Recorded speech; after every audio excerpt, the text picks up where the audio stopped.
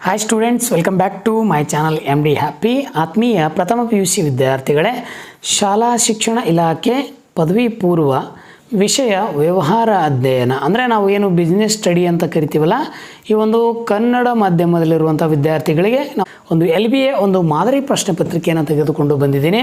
ನೀವೆಲ್ಲ ಗಮನಿಸುವುದು ಬಹಳ ಇಂಪಾರ್ಟೆಂಟು. ಘಟಕ ಆಧಾರಿತ ಮೌಲ್ಯಮಾಪನ LBA ಅಂತ ಕರಿತೀವಿ. ಜೂನ್ 2026 ಘಟಕ ಪರೀಕ್ಷೆ 1 ವ್ಯವಹಾರ, ವ್ಯಾಪಾರ, ವಾಣಿಜ್ಯ ಈ 3 ವಿಷಯಗಳ ಮೇಲೆ ನಿಮಗೆ ಈ ಒಂದು ಘಟಕ ಪರೀಕ್ಷೆಯನ್ನು ಇಟ್ಟಿದ್ದಾರೆ.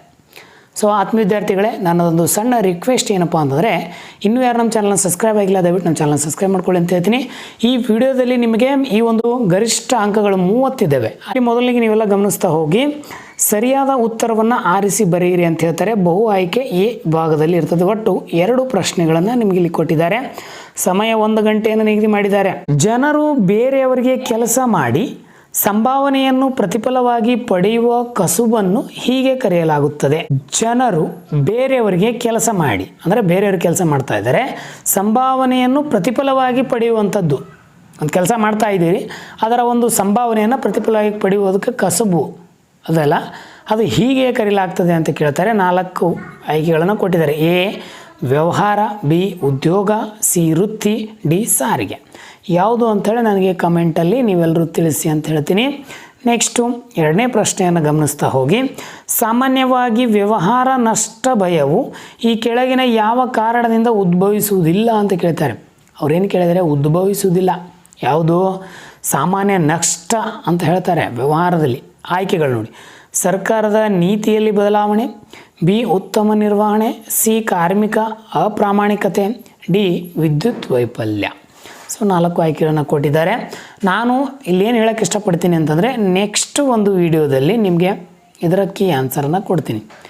ಇನ್ನೊಂದು ಏನಪ್ಪ ಅಂತಂದರೆ, ನಮ್ಮ ಒಂದು ವಿಡಿಯೋದ ಒಂದು ಕೆಳಗೆ ಡಿಸ್ಕ್ರಿಪ್ಷನ್ ಇದೆ, ಅಲ್ಲಿ ಈ ಒಂದು ಟೆಲಿಗ್ರಾಮ್ ಲಿಂಕನ್ನು ಕೊಟ್ಟಿದ್ದೀನಿ. ಆ ಲಿಂಕನ್ನು ಬಳಸ್ಕೊಂಡು ಟೆಲಿಗ್ರಾಮ್ಗೆ ಜಾಯ್ನ್ ಆಗಿ ಈ PDF ನಿಮ್ಗೆ ಅಲ್ಲಿ ಸಿಗ್ತವೆ ಅಂತ ಹೇಳ್ತೀನಿ. ಈಗ ಈ ಕೆಳಗಿನ ಬಿಟ್ಟ ಸ್ಥಳಗಳಲ್ಲಿ ಆವರಣದಲ್ಲಿ ಕೊಟ್ಟಿರುವಂತಹ ಸರಿಯಾದ ಉತ್ತರವನ್ನು ಆರಿಸಿ ಬರೆಯಿರಿ. ಅಂದರೆ ಬಿಟ್ಟ ಸ್ಥಳಗಳಿದ್ದಾವೆ, ಅವಕ್ಕೆ ಕೆಳಗೆ ಉತ್ತರವನ್ನು ಕೊಟ್ಟಿದ್ದಾರೆ.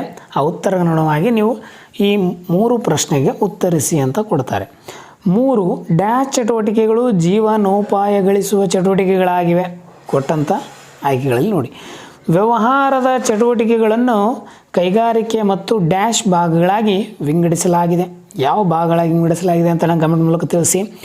ಲಾಭವು ನಷ್ಟ ಭಯ ಎದುರಿಸುವುದು ಡ್ಯಾಶ್ ಆಗಿದೆ ಅಂತ ಹೇಳ್ತಾರೆ.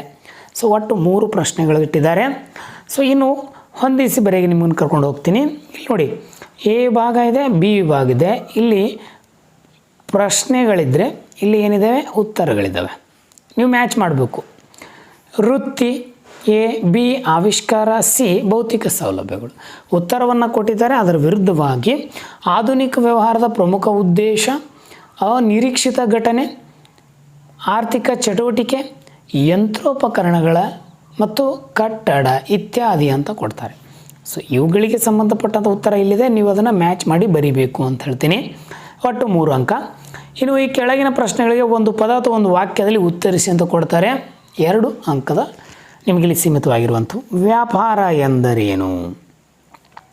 8 ವ್ಯವಹಾರ ನಷ್ಟ ಭಯದ ಒಂದು ಕಾರಣವನ್ನು ತಿಳಿಸಿ ಅಂತ ಕೊಡ್ತಾರೆ. ಒಟ್ಟು 2 ಪ್ರಶ್ನೆಗಳನ್ನು ಮೊದಲನೇ ಘಟಕ ಪರೀಕ್ಷೆಯಲ್ಲಿ ನೀಡುವಂಥದ್ದು. ಇನ್ನು ಭಾಗ ಬಿ ಎಲ್ಲ ನೀವೆಲ್ಲ ಗಮನಿಸ್ತಾ ಹೋಗಿ.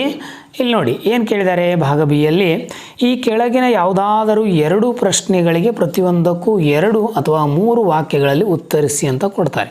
ಪ್ರತಿ ಪ್ರಶ್ನೆಗೆ 2 ಅಂಕ. ಹಾಗಾದರೆ ಎಷ್ಟು ಉತ್ತರಿಸಂದರೆ 2 ಅಂದರೆ 4 ಅಂಕ ಇಲ್ಲಿ ಕೊಟ್ಟಿದ್ದಾರೆ. ವಾಣಿಜ್ಯ ಎಂದರೇನು? ಯಾವುದಾದ್ರೂ 2 ವ್ಯಾಪಾರ ಪೂರಕಗಳನ್ನು ತಿಳಿಸಿ. 11 ವ್ಯವಹಾರದ ನಷ್ಟ ಭಯವನ್ನು ಎಂದರೇನು ಅಂಥೇಳಿ 3 ಪ್ರಶ್ನೆ ಕೊಟ್ಟಿದ್ದಾರೆ. ಬೇಕಾದ 2ಕ್ಕೆ ಯಾವುದ್ರಿ ಈ ಬೇಕಾದ 2ಕ್ಕೆ ಉತ್ತರಿಸಿ. ಇನ್ನು ಭಾಗ ಡಿಗೆ ನಾನು ನಿಮ್ಮನ್ನು ಕರ್ಕೊಂಡು ಬರ್ತೀನಿ. ಸೊ ಇಲ್ಲಿ ನೀವೆಲ್ಲ ನೋಡಿ, ಈ ಕೆಳಗಿನ ಯಾವುದಾದರೂ 2 ಪ್ರಶ್ನೆಗಳಿಗೆ ಪ್ರತಿಯೊಂದಕ್ಕೂ 20ರಿಂದ 25 ವಾಕ್ಯಗಳಲ್ಲಿ ಉತ್ತರಿಸಿ ಅಂತ ಕೊಡ್ತಾರೆ.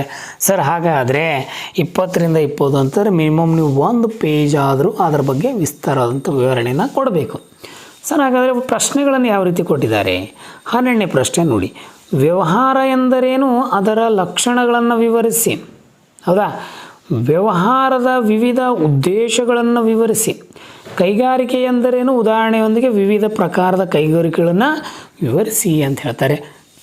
ಸೊ ಆತ್ಮೀಯ ಈ ಒಂದು ಏನು ಪ್ರಥಮ PUC ವಿದ್ಯಾರ್ಥಿಗಳಿದ್ದರೆ ನಿಮಗೆ ನಾನೊಂದು ರಿಕ್ವೆಸ್ಟ್ ಮಾಡೋದೇನಪ್ಪ ಅಂತಂದರೆ, ನಮ್ಮ ಚಾನಲನ್ನು ಇನ್ನೂ ಯಾರು ಒಂದು ಸಬ್ಸ್ಕ್ರೈಬ್ ಆಗ್ತಿಲ್ಲ, ದಯವಿಟ್ಟು ನಮ್ಮ ಚಾನಲ್ ಸಬ್ಸ್ಕ್ರೈಬ್ ಆಗಿ, ವಿಡಿಯೋ ಲೈಕ್ ಆದರೆ ಒಂದು ಲೈಕ್ ಕೊಡಿ, ನಿಮ್ಮ ಸ್ನೇಹಿತರಿಗೆ ವಿಡಿಯೋಗಳನ್ನು ಶೇರ್ ಮಾಡಿ. ಮತ್ತು ಭಾಳ ಇಂಪಾರ್ಟೆಂಟ್ ಆಗಿರುವಂಥ ಮಾಹಿತಿಯನ್ನು ನಾನು ತೆಗೆದುಕೊಂಡು ಬಂದಿದ್ದೀನಿ ನಿಮ್ಮ ಒಂದು 2026 ಮತ್ತು 27ನೇ ಶೈಕ್ಷಣಿಕ ವರ್ಷಕ್ಕೆ ಅಂತ ಹೇಳ್ತಾ ಈ ವಿಡಿಯೋವನ್ನು ಇಲ್ಲಿಗೆ ಕೊನೆಗೊಳಿಸ್ತೀನಿ. ಎಲ್ಲರಿಗೂ ಧನ್ಯವಾದಗಳು. ರಾಧೇ ರಾಧೇಯ.